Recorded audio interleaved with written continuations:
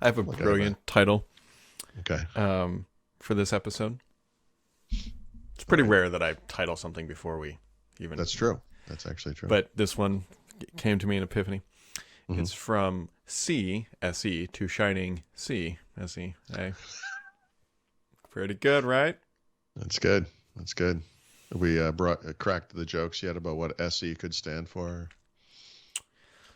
Yeah, for those who aren't blissfully aware, Microsoft had their education event yesterday, and they announced two things. They announced Windows 11 SE, and they also announced the Surface Laptop SE. They explicitly say the SE doesn't mean anything, but School edition.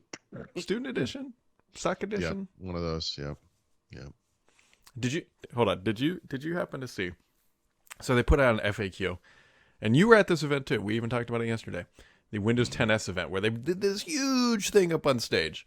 And so yesterday, as part of this thing, Microsoft put out an FAQ, and it says, yeah, Windows 10s, all it does is just limit apps. Well, that's what I wrote in my article about it. It's like, to differentiate it from Windows 10. I don't know. I think the oh God, I don't even know where to start on this. A couple of problems here. So, Is it well? Rounding down this morning, are we? Is it important for Microsoft itself to compete with a device in this market? I'm not 100% sure it is. Yeah. Right? Microsoft cut enough corners that they were able to release a $250 laptop, which any sane person would never want to use. And there are a bunch of new devices, as there are every year, that will run Windows 11 SE that are in the 250 to 300 range. Mm-hmm. So that problem has been solved, such as it is. Microsoft's contribution to this should be twofold, and they're making it threefold. And the third one is the device, which I don't think is necessary, but okay, that's fine. The other two, the important ones, are the operating system, which has to compete with Chrome OS on an efficiency basis, meaning it has to run on low end enough hardware that you can sell one to a school as cheaply as you can sell them a Chromebook. That's like job one. And the job two is the back end services stuff, and that's deployment, it's manageability, it's all this. It's the other half, the Chrome OS equation, which I think a lot of people who are maybe individuals don't quite understand. Obviously, in our space, there are a lot of people who don't like Chrome OS, and they're kind of pushed back against it. They'll try to claim that students hate it, teachers hate it. The reality is it solves a problem, and it's inexpensive. And the thing that kind of didn't happen, well, two things. We didn't see Terry Myerson walking around with a USB key, right? Okay. Mm-hmm. Silly. But there wasn't anything moving the needle on, I can't remember the name of the technology for the deployment bit, but on the management side, it's like Intune for education. Yeah, I was going to say, I want to point out, as you are doing right now, it's not a $250 device because you are required to have Intune for education, which comes with its own fee. Right. Now, so I guess so the value proposition here is we have relatively inexpensive or just inexpensive devices.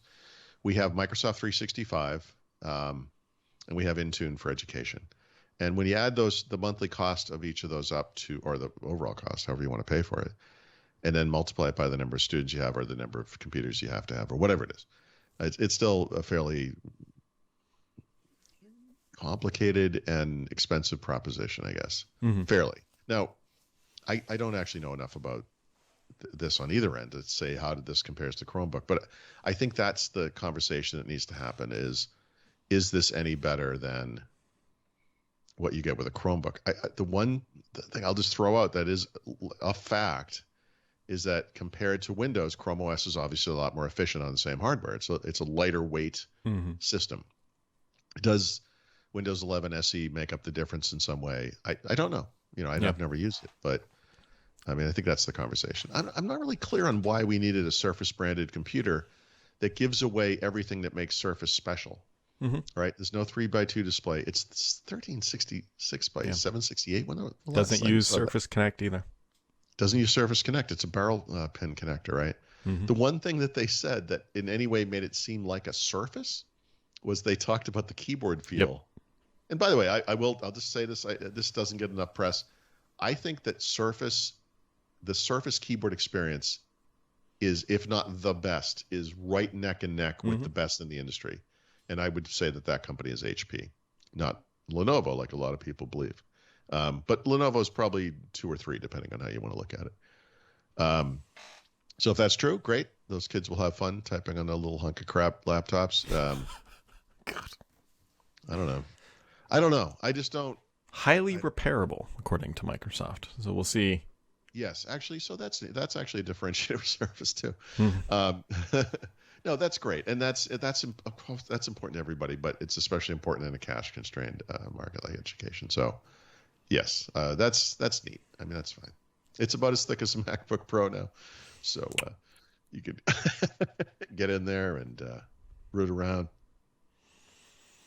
Yeah, that's. Did they talk at all about how, from a visual perspective or from a usability perspective, does Windows 10 11 SE differ from a Windows 11? Yeah, Paul, how did you not notice this? Is that it has a different wallpaper?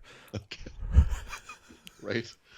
The color, yeah, it is colorful. I'll give them that. Yeah.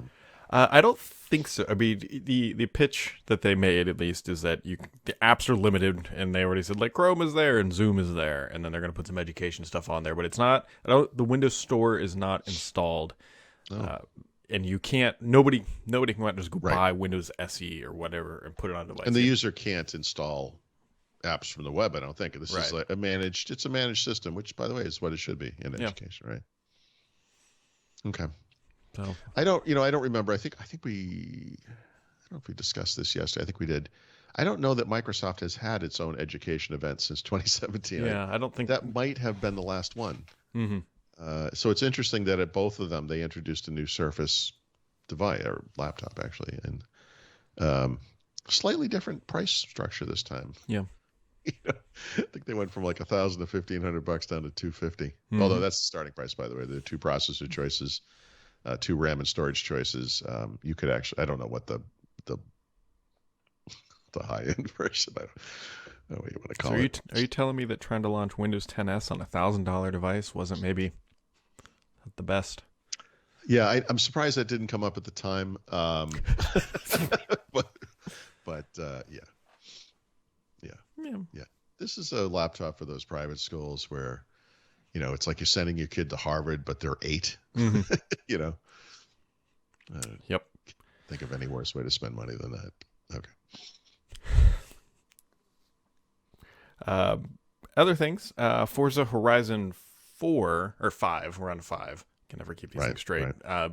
Biggest launch ever for Xbox Game Studio. I think they said 4.5 million people playing it now. Yeah. Yep. So, Paul, here's a question. Just a question. Yep. Because we don't know the answer to this, are more people playing Horizon than on running Windows 11? We kind of do know that. So I will struggle to bring this up, as I always do. I can give you a rough number of people using Windows 11 if my site would just up and stuff. Just take a second. So about 2 weeks ago, less than 2 weeks ago, we found out that Windows 11 is already on 5% of computers. Actually 4.8%. If that's correct, and if there are 1.5 billion PCs, do you accept that number? Yeah. Okay. It might be less, right? What if it's 1.3? I don't know. But if it's 1.5, that's 72 million people using Windows 11.